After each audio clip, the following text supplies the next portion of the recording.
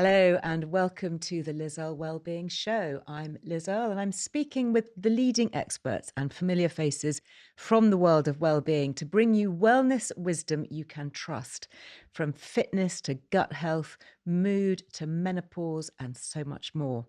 Now, this week we are all social distancing. So if you're listening or watching this at a time of going to air in March 2020, so we're not filming this, but we're bringing this to you with my guest not beside me here, but down the line. So excuse us if we get the odd glitch or two, but it is very well worth a listen because I'm talking to one of the UK's top Pilates teachers, Nathalie Clough, about not only how Pilates can help us generally by keeping our back and our core fit and strong, but also more specifically about the role it can help play in providing practical help during this time of our coronavirus crisis.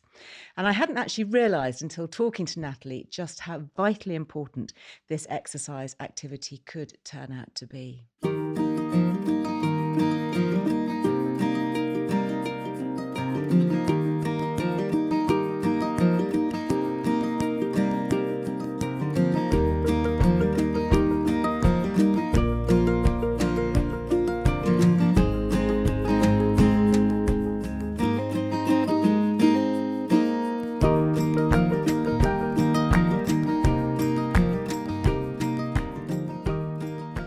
Nathalie, it's so great to be able to chat to you today. Thank you for taking the time out to chat all about Pilates. No, thank you very much for having me. It's a real treat. I love listening to the podcast. So to be on it is a dream. Well, that's great.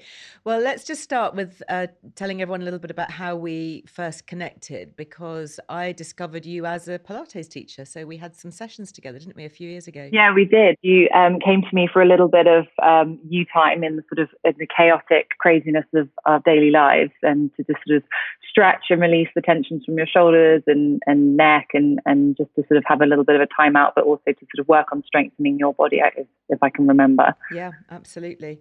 And then I put Lily in touch with you because that was around the time that she was beginning to get really bad migraine. And you've been able to help her, I think, with some neck and strengthening exercises too. Yeah, and also obviously, being sort of confined at home for, in bed rest a couple of times, the body gets a little bit weaker. So we've really been working on strengthening her body so that she can stay strong and fit and not feel so achy as much, as well as having the migraines, which has been really good, actually. She's done really, really well with that. Yeah, no, you've been a great support, so thank you. So I can say firsthand, for myself and my family, and then for when you've come in and you've taught Pilates to my Liz Earle Wellbeing team in my studios, and then we have developed some features together for the magazine, which you've written, which have been absolutely brilliant, and I know really highly read, very, very popular. So it's lovely to be able to hear you. For those people who've seen you in print and online with us, it's great to be able to chat, so thank you. What I would like to do... I love every minute. Oh, sorry. Oh, no, you're fine. This is what we're doing today for anybody who is tuning in, perhaps not in real time, is we are currently both on our social distancing in a sort of lockdown situation in our various homes. And so we're recording this online. So there may be just a little bit of delay because we're not actually sitting in the same room. So hopefully people can bear with us. And if you are listening to this in years to come, remember that there was this time when we were under coronavirus restrictions. So what I'd love to do, Nathalie, is do something I've never actually done with you before, and that's to talk a bit about your background and your history and what got you into Pilates in the first place. Yeah, I'd love to share that with you. The history for me is actually quite personal. I had a slip disc when I was 15, so quite a while ago now, and I was very lucky to have a good family friend who started body control Pilates a long time ago, and he suggested Pilates as a form of rehabilitation after the slip disc, and it basically taught me how to strengthen my body, awareness of my body, and which for me was really important because I was quite an active, sporty kid. And I had a sports scholarship at a school, and I was going to a very sporty university. And sort of having the slip disc for me was a big scare, and it sort of left me unable to move and go about my daily life. So that was a real struggle. But the finding Pilates was a sort of luck, and I guess sort of led me to where I am now and helping everyone else, which is fantastic. So I had a slip disc and used I didn't really do my training as a way to become a teacher. I actually did it for myself. I quite liked understanding how the body moves, how you can take ownership of your body, and how you can build up the strength yourself. I thought that from quite a young age, actually, that I didn't want to be reliant on going to physios every day and or every week even, which is what I was doing. And because it was so laborious and I found it so exhausting, and I just thought there's got to be another way that I can handle my back issues. Yes. And that was through Pilates, which was amazing. And then I sort of slowly built up my teaching. I had a friend who told me that I should do some teaching with my training, and I was thinking, I can't do that. I didn't really want to be an instructor, but actually I did a class and absolutely loved it, and people said thank you, and I loved the feeling that people got when they left the class, feeling better and feeling more empowered and feeling stronger. So, and it just sort of snowballed from there. And for me, it was building on that quite naturally, and then realizing that I preferred leaving my old job and going to my Pilates classes in the evening, and then making that big leap to then doing it full time, and then doing more qualifications and adding more strings to my bow, and to the point when now I have my own little studio that you've been to, which is just perfect. It's really amazing, because I think very few of us are fortunate enough to have been practicing our profession since the age of pretty much of 15. I mean, to have been in it, to have experienced the personal benefits of it, and just for it to be, I think that must be why you're so incredibly good at it, is that you've obviously been doing it for such a long time. It's really such a part of you, isn't it? But it must have been quite unusual to slip a disc at 15. How did you do that? Yeah, well, thank you. That's very sweet of you to say that. I baffled many physicians, and for a while, no one would have sort of acknowledged that it was a slip disc, because I'm quite tall. I'm 6 foot. I've always been quite tall. I was, like I said, quite sporty, so I was doing a lot of sport at school, but we never really did any stretching. So I think it was a combination of being really tall, having really tight muscles.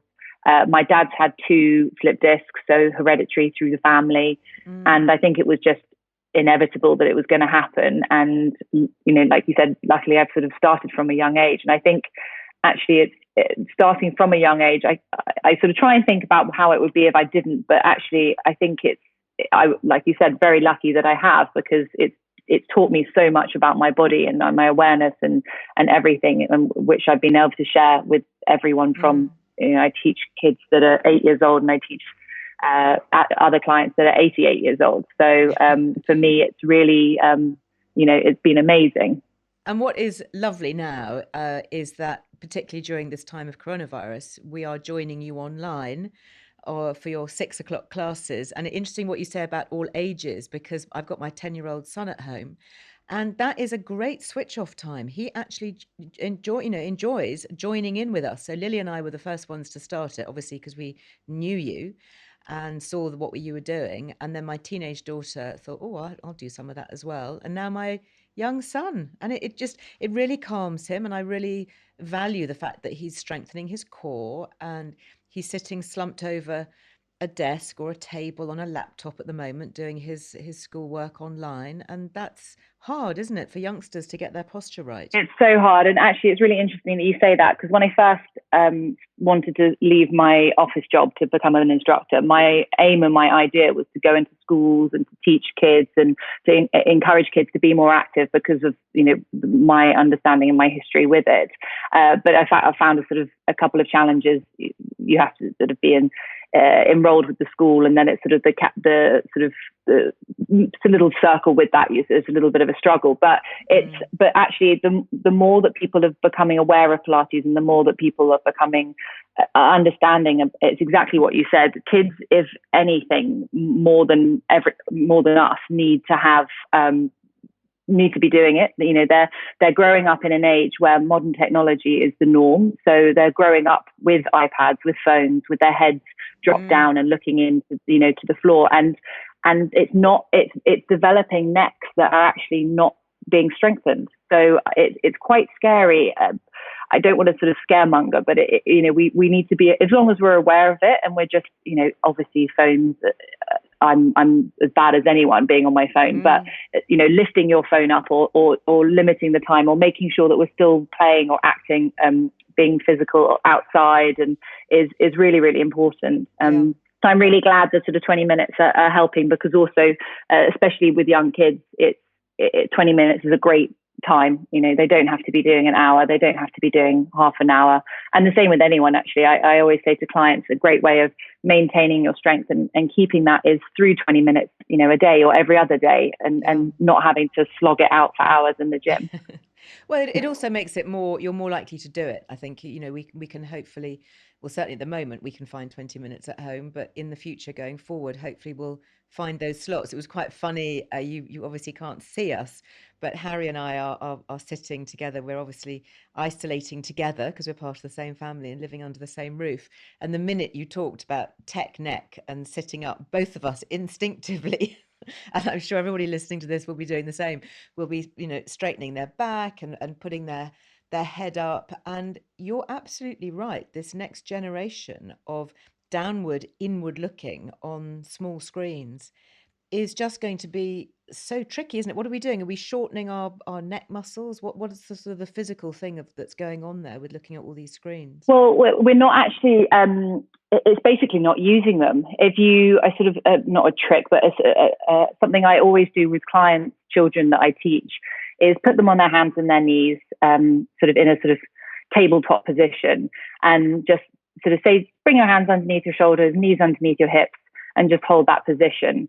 And just being aware that, looking at them doing that, and the majority of them just let their heads hang. They can't seem to hold their neck in line with their spine, as if they've got a bar running from their head to their tailbone, and hold that position, because the neck muscles are just not working. They're not activated. They're not being strengthened. So, wow. The forward motion is just encouraging the back of the neck muscles not to be to work. So it's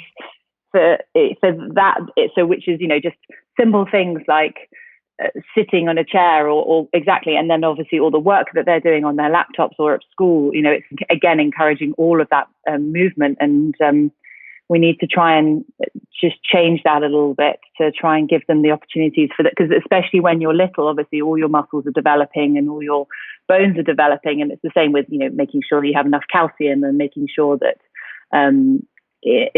all the things that you do when you're younger, and one of them will need to be just encouraging the neck muscles to be stronger. So, great. Well, this is a real opportunity, isn't it? I think when we've got our children at home, whether it's on the holidays or whether it's through social distancing, that we can actually observe and encourage better practices, and even just simple things like bringing your shoulders down. I know that's something that my physio says to me all the time. It's not necessarily about telling your children to sit up straight, which often is slightly counterproductive. But if you say to them, just pull your shoulders down, that does the same thing. Oh, sorry. I was just going to say, I mean, we'll come back to talk about the specifics, but I'd love to go back to the beginnings and just talk a little bit more generally about what is Pilates, where it came from, what makes it different from other forms of exercise or different from something like yoga. Yeah, of course. So what many people don't know about Pilates, particularly men, when they sort of poo-poo Pilates as a form of exercise, which I really enjoy sort of telling them that it was actually invented by a man called Joseph Pilates.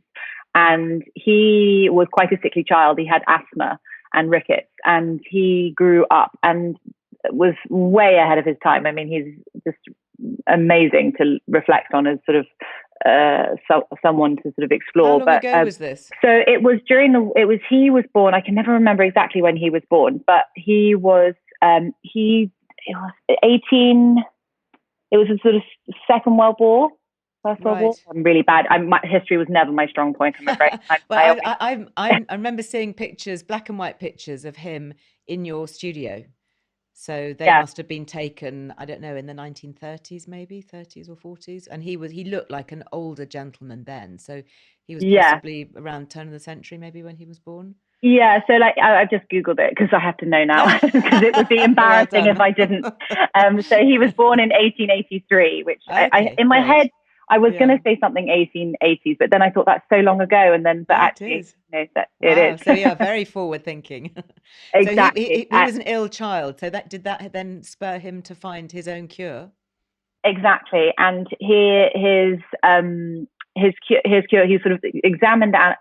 He watched animals. He watched a lot of yoga, which is why there's very similar practices in both and how they do complement each other. But he realized that through strengthening his core, he strengthened his back, and also through moving his body and working his lungs, he actually improved his asthma and he got his body stronger.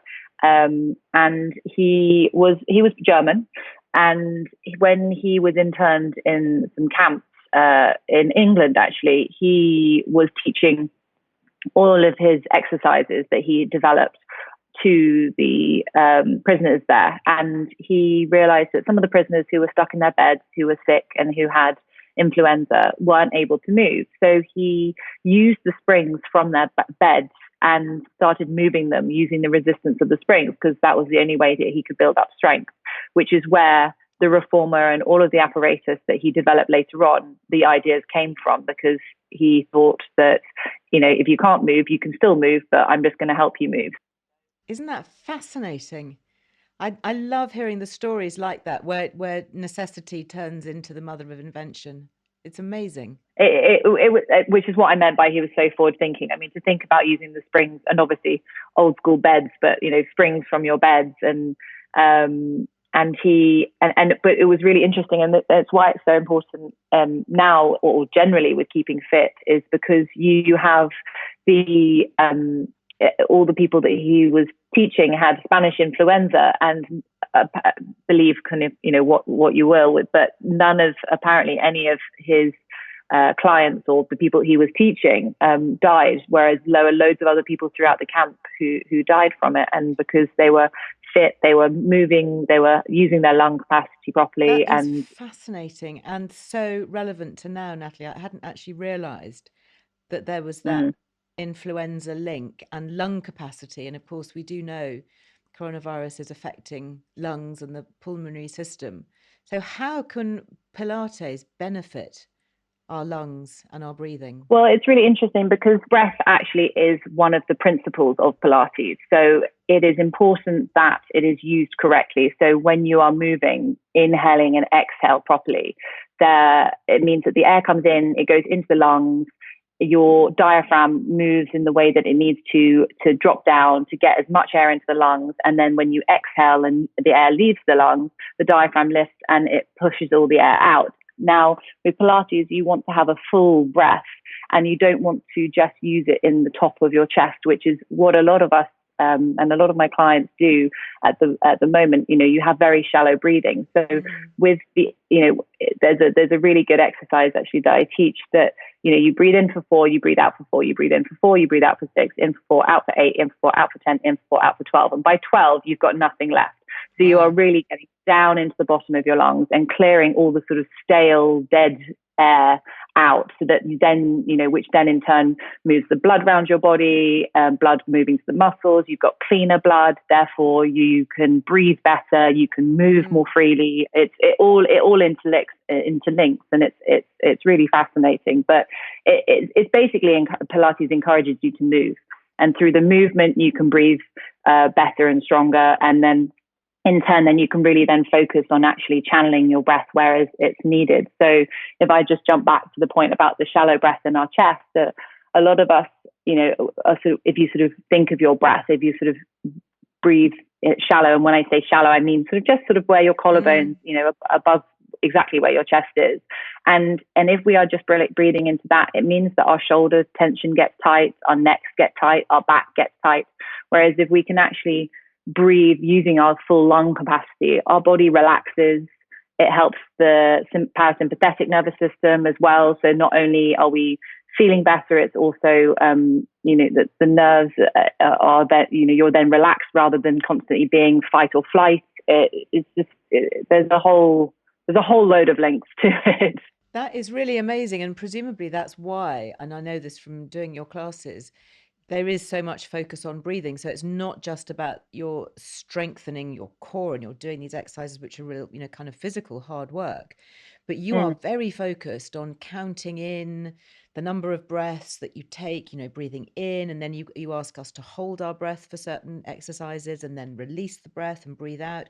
I hadn't realized that was such a fundamental part of Pilates. Yeah, it is. And there's a wonderful exercise called chest expansion, which is exactly that, and from the lungs, are a muscle, and they need to be trained in themselves. So, you breathe in, you hold your breath, and then you exhale, and you can build on that so that, when you are working the lungs, you can increase the lung capacity. I did a fantastic workshop with an amazing instructor the other week, and we did our lung capacity volume and everything at the beginning of it, and then finished at the end. And some of us doubled our lung capacity. You can hold. Yeah, it was amazing. Wow, that is incredible. I mean, that is could be the difference between life and death, couldn't it? Basically, yeah, doubling hugely. your lung capacity. And think about asthmatics. It is, for somebody who has asthma, is Pilates a particularly good form of exercise then? Yeah, I mean, I always have a joke with everyone that Pilates is the Band-Aid for everything. If anyone comes to me with anything, I'm like, Pilates will fix that. But I truly believe it. Yeah, exactly. Yeah. I really do. And I love a challenge. So if anyone would like to challenge me on that, do message me. But no, it's great. I mean, it's good for asthma. Exactly that. When you're an asthmatic, you've got challenges with your breathing and your lung capacity. And so, if you can do anything to help increase your lung capacity, then it would be crazy not to. I mean, why not give yourself the best opportunity to, have the best body, with everything. Absolutely. I mean, GPs should be prescribing Pilates classes, presumably, along with their inhalers. Yeah, I mean, that is one sort of little pet peeve that I do have, that it's not more readily available to people, because it like I said at the very beginning, it's a great way for you or anyone to be aware of their body and to take ownership of their body, which for me is really important, because it means, less reliance on, NHS services for physios, osteos, who are fantastic and do an amazing job, but they can't constantly be treating people, and it's a much better way to say, actually my back's feeling really niggly today, or what, my chest is feeling really tight, or my shoulders are feeling really achy. Let me just go on the mat and do a little, a couple of exercises. And I remember when, I think I went on holiday and Lily needed to do something, and she did that herself, and she sent me a message, and it was amazing, because, people can help themselves and still keep moving. It's so important, and it's so empowering. I had a similar situation. As one of my issues over the years has been a very stiff, tight neck and upper shoulders, and causing headaches and neck pain. And I was very concerned a few years ago, because I was heading off to Kenya for some charity projects for a 3-month stint, and I was going to be away from all my osteopaths and people that would normally help me, often on a weekly basis. I mean, that's how bad it was. And it was obviously taking up a lot of time. It was costing me a lot of money. And I went to see an amazing physio at that time. It was before we'd met. And she gave me some just simple but really effective upper shoulder and upper back exercises, which empowered me to stay well and fit and mobile and pain-free for those 3 weeks that I was away, 3 months rather, that I was away. And I thought that it was extraordinary. And then obviously finding you, and then finding other things that I could do.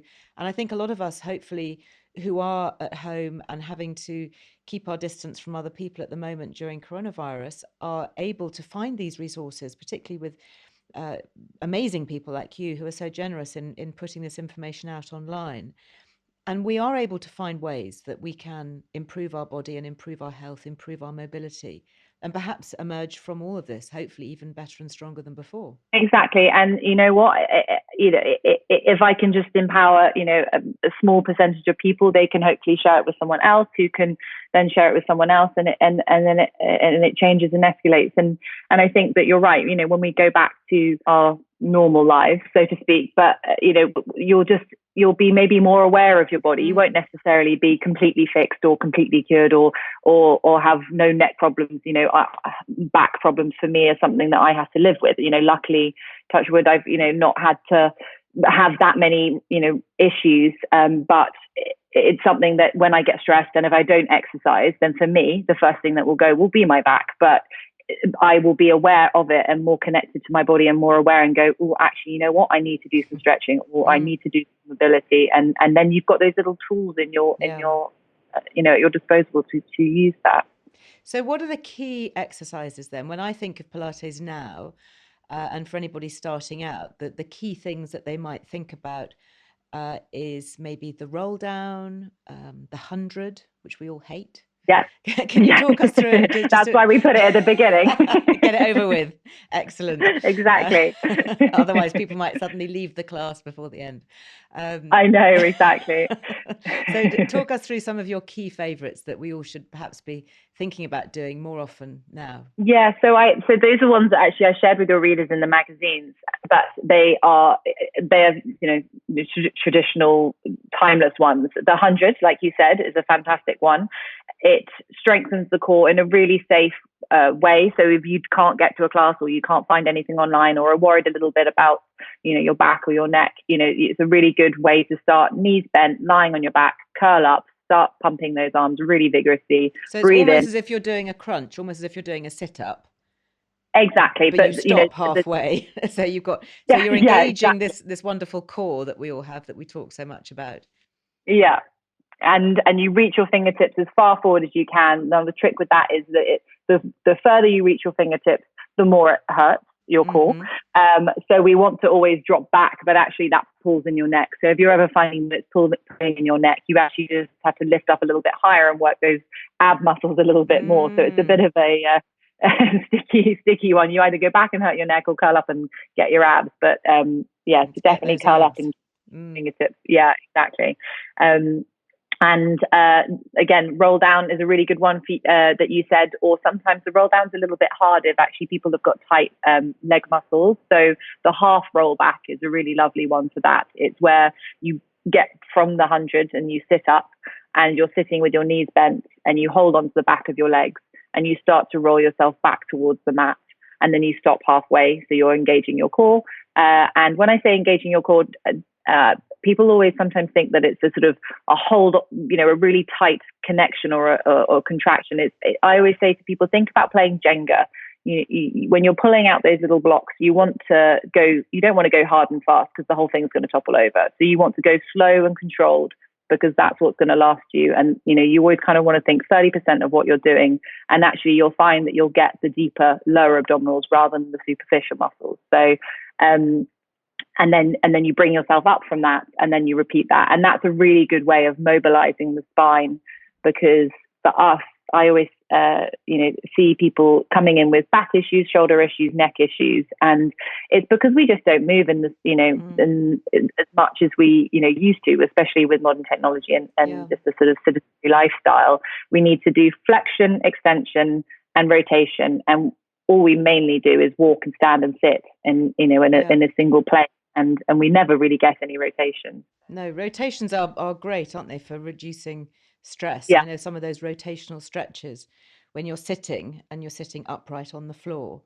and you're rotating your upper body one way and then the other. I mean, the stretch through the shoulders and the upper spine, it just feels so amazing. It's a real kind of endorphin releaser, isn't it? You feel so much better from it, as well as physically moving those muscles. Yeah, 100%. And it releases the tension in the back, and also the twist. You can't hold on to tension in a twist. You have to let go to be able to twist to get the spine to move. So that's also why it feels so good, because you've got to release, to breathe. Again, the breath coming in there, to be able to get the length through your spine, to get the rotation, and to be able to just, feel that movement. So it's the rotation ones are really good. So yeah, I always say to clients, there's the 100, the half roll back, the saw is a really good one. But obviously, if you have just the saw, what's the saw? You're sitting up tall, your legs are extended or slightly bent if you've got tight legs, but try and keep the legs straight. And then you twist to the right, your left hand goes to your right foot and your right hand goes backwards. Ah, and then you okay. sit up, and then you twist to the other Like a side. seesaw. Yeah, a little bit. It's more exactly what you said, where you sit up and then you're actually twisting. Think shoulder towards foot, Got turning you. to the left, and then think other shoulder to other side. Nice. But obviously twisting exercises, you just got to be wary that if you have any disc issues, that that you've been cleared to do that with your Yeah. physician, because if you've got any disc issues, that could actually create more of a problem. So you just want, with those, you sort of stick to your hundreds and your half roll back. But something that we can all do is engage our core and strengthen our core. So for all those who are listening now, they may be standing in the kitchen or wherever, or they may be sitting. Yeah. Talk us through, if you've never switched on your core before and you're thinking, what are these people talking about? How do we know where our draw your core belly button is? towards your spine. Okay. Yeah, and everyone's going, what? Tummy button to, yeah. So I'm literally, I'm going to move my position now. So I'm now sitting up in my chair, Nathalie. How do I engage my core? So what I would have said, if possible, lie on the floor with your knees bent and your feet flat, only because that is the easiest way to find the connection with your abdominals, because lying down, you've got gravity going with you. So I'm not expecting you to lie down right now. I think Harry might have something to say about that. Yeah.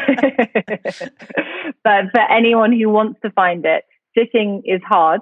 Standing is even harder, but lying down on your back is the easiest way to find it, because you've got gravity going with you. So you can feel the belly button drawing towards the floor, which is what we want to try and do. So what I would say, wherever you are, you can try this sitting actually now, Liz, is, where your hip bones are, you find the bony bits of your hip bones on your body, so just above your legs, and then you draw an invisible line between the two hip bones. Now, when you bring your fingers to that invisible line, you want to try and draw that part of your body away from the fingers in towards your spine. So almost like you're sucking your belly in. But going back to what I said earlier and saying, don't just suck it in really tight. You want to be drawing it. That's the key. So if you go too hard, too fast, it becomes a sort of brace, and we don't want to brace. We want it to sort of be a gradual 30% movement. So where you're sort of almost like someone's got a little flame just on your belly and you're going, no thanks, don't fancy my belly. Just pulling in away from it. And is that the kind of thing that we should be doing all the time? Should we, I know Pilates teachers often talk about switching on your core, but should we have our core in this position switched on kind of all the time throughout the day? For me, no, because you can over-recruit muscles. And when you over-recruit muscles, they then just give up. They, or they just stop working, and then you then are having to work harder and harder and harder to recruit them. So as long as you've got a sort of daily practice that you can do of 5, 10, 15 minutes, every day or every other day, you build up your core strength. The strength that is held in your core will be good enough to be able to hold you up, to be able to sit you up. And interestingly, sorry, go ahead. Just to be able to keep you moving, which in turn sits you up. Basically, when the core's strong, you have no need to slump, because you slump because it's fatiguing. So when muscles are strong, that's how it lifts you up. So actually, a sign that our children are sitting slumped is perhaps a sign that their core needs to be stronger, so that they don't have to slump, that they can engage those muscles to hold them upright. Yeah, completely. Because also the core and the back work together. So you've got, if your core is strong, your back's strong, and you've got some huge muscles that support the spine. And if the spine isn't supported, then it can't be held up.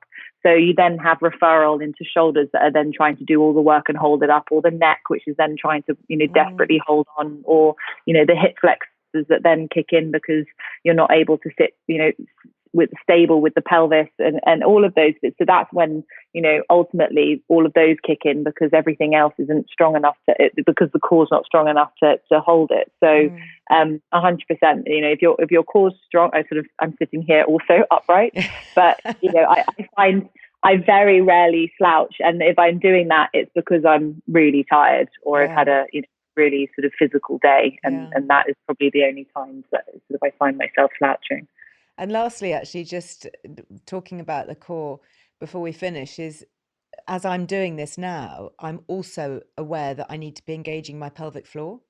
I almost feel that I should be, as part of that, pulling up and kind of doing my pelvic squeezes at the same time. Does that play into the core? Yeah, it does. So the pelvic floor muscles they sort of go front to back, side to side, and almost like a little hammock. And they definitely do link in with the lower abdominal muscles. And so, which is why Pilates is so good for pelvic floor muscles, because you are engaging them together. And again, you're aware, it's drawing awareness to the area, which we don't normally necessarily have any awareness to. But again, you don't want to be over recruiting those. So, definitely when you're sitting down or standing up, sort of, engaging them and releasing them, engaging them, releasing them, just to sort of, to build up that strength if you're not doing any specific exercises.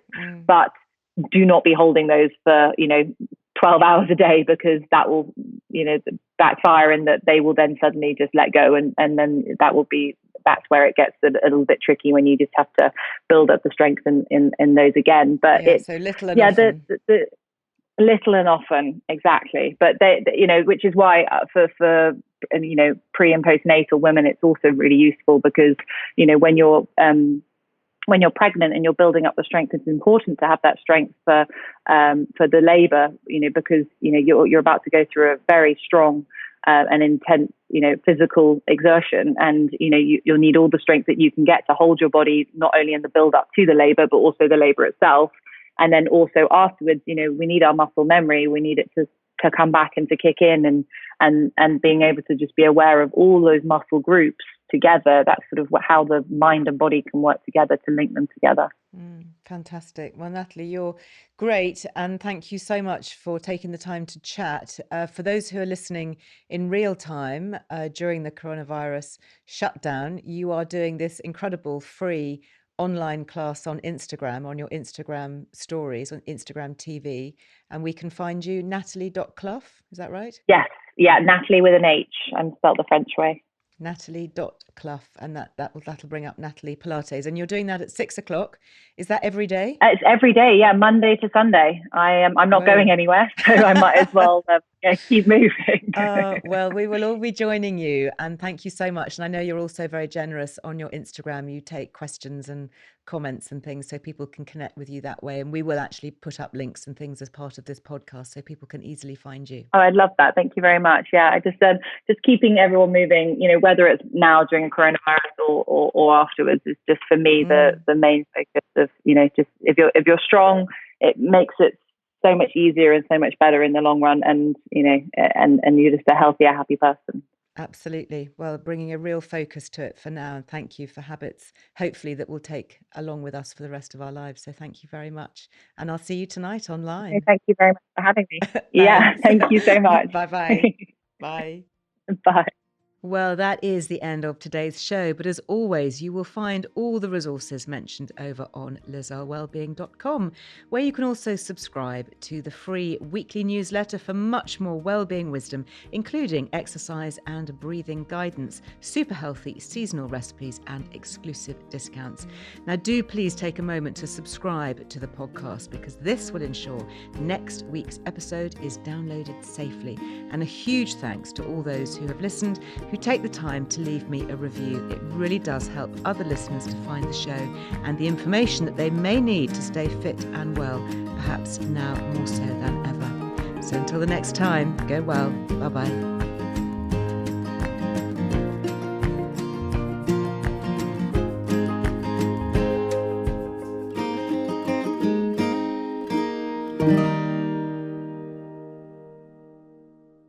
The Liz Earle Wellbeing Show is hosted by me, Liz Earle, with production by Amaryllis Earle and Harry Trevithick at Heart Dialogue, with thanks to my producer, Ellie Smith, and guest booker, Millie de la Morinière.